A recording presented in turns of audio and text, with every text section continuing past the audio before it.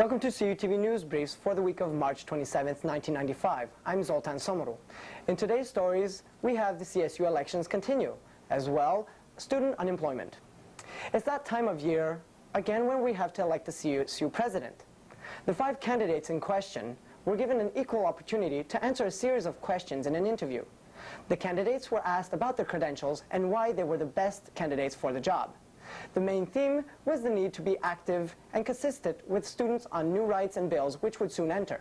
Another topic was salaries, in which each individual believed student government officials should have a pay, but others believed in a cutback and distributing the dollars for loans and bursaries. The next topic was about vice presidents, if they had anyone in mind to serve their cabinet should they win the elections.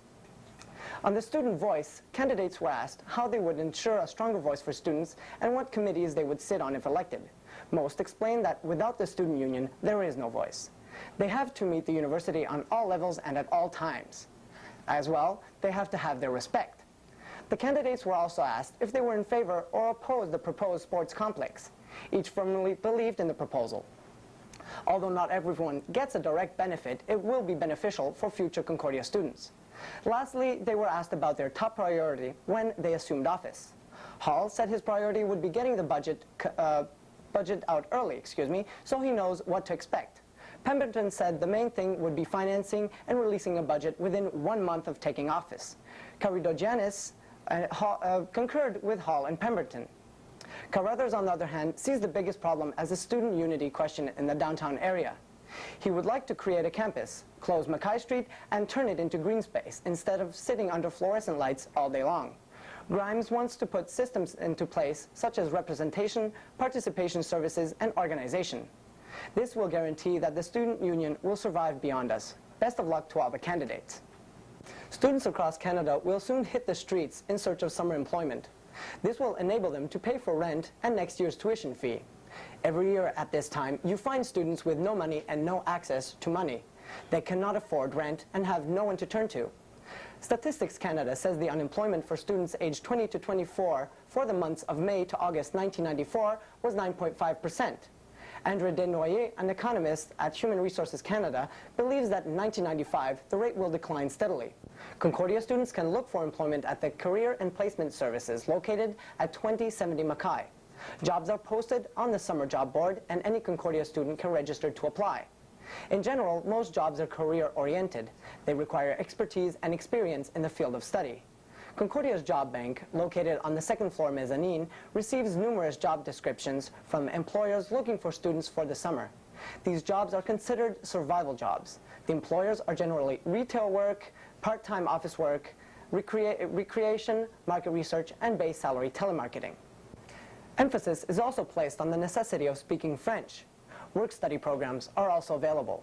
These are for students who wish to remain on campus and gain solid work experience at the professional level. Come and explore on April 5th, Career Day in the Hall building, beginning at 11:30 a.m. And now with sports, here's Derek Aline. Thank you, Zoltan. Of course, the biggest news on campus was the CIAU Final 8 Basketball Championship, which took place in Halifax. The Concordia Stingers beat their first and second opponents 79-75 and 75-65 respectively. They began their upsetting ways by defeating the second-ranked Victoria Vikings as Emerson Thomas displayed to this nation his talents. In the semifinal, they trailed by 10 points at the half, but their hardcore press began to function in the second half, and it enabled them to win by 10. This set up a final match between Alberta and Concordia. Alberta previously had beaten Guelph and Cape Breton, the hometown favorites. The first half was respectively close as the Stingers trailed by 5. But they were not capitalizing on numerous occasions, missing shots and basic layups. Their box setup on defense was a complete mismatch for Alberta in the second half. They ended up losing 84-66. But all in all, Emerson Thomas's last year at Concordia has certainly been a memorable one. At last week's National Championship Tournament, the awards were also handed out. Greg DeVries of Alberta wins the Jack Donahue Trophy, which signifies the best player of the championship, MVP. Eric Hendrickson of Victoria won the Dr. Peter Mullins Award, the Saxon Rookie of the Year. Coach of the Year went to Ken Olenek, and Player of the Year was Keith Vassell of Brampton. For CUTV Sports, I'm Derek Aline. Back to you, Zoltan. Thank you, Derek. And now in Concordia announcements, after a decade of low profile, Yves Gaucher's most recent work will be displayed at the Leonard and Binna Ellen Gallery from March 30th to May 6th. This newest exhibition will focus on 10 paintings, as well as a selection of prints and works on paper. For more information, contact the gallery at 848-4750. Also, the Zeta Tau Omega sorority will be holding their first 24-hour skate-a-thon to raise funds for the Canadian Cancer Society's fight against breast cancer. Held in collaboration with the Bell Amphitheatre and Mix 96, this event will take place on the 31st of March at 9 p.m. at the Bell Amphitheatre. The address is 1000 de la Gauchetière. Don't forget to bring your skates.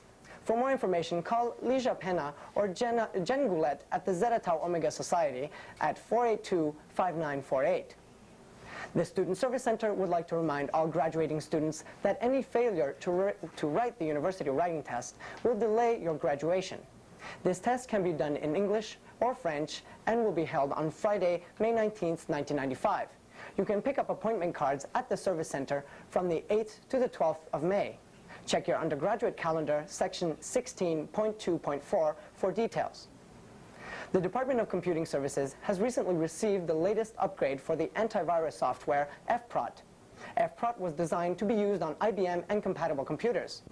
You may obtain a copy of FPROT or upgrade the version you already have in one of the following ways. First, you could download FPROT program files from VAX2, Alcor, or Pavo. Secondly, you could obtain a copy of FPROT from the PC labs on either campus. Also, you could obtain a copy by sending your diskettes to Tan Bui at LB8000, extension 7663. You could also contact Cheryl McKenzie at L-CC206, extension 7612. Remember to run your antivirus software frequently or install it to run automatically each time you turn on your computer. Whatever you do, don't forget to make backup files. We'll be back to wrap up right after the contest segment with Jenny. Thanks, Zoltan. This week's contest segment is extra special because CUTV has many more prizes to give away. This week's question was, what show airs on Thursdays at 6 p.m. during Beta Week? And the answer was Nothing, or Commodore 64. Here are this week's winners.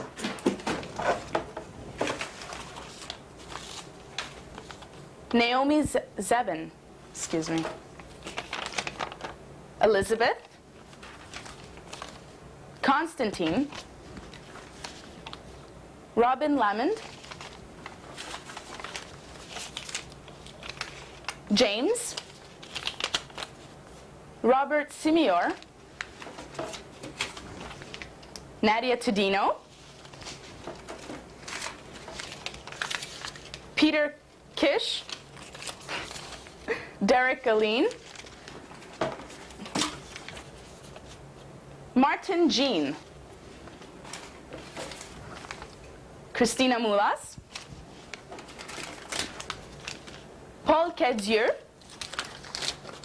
and Siraj Arisari. I'd like to congratulate all of you, and don't forget to claim your prizes at H651-1. Now get ready for next week's question, which will be, what show airs Wednesdays at 1:30 during Alpha Week? And finally, we would like to thank our sponsors CRSG, LaserQuest, Tiff Clip Boutique, and Comedy Works. And now back to you, Zoltan. For all of us here at CUTV Newsbriefs, I'm Zoltan Somoto wishing you a great week.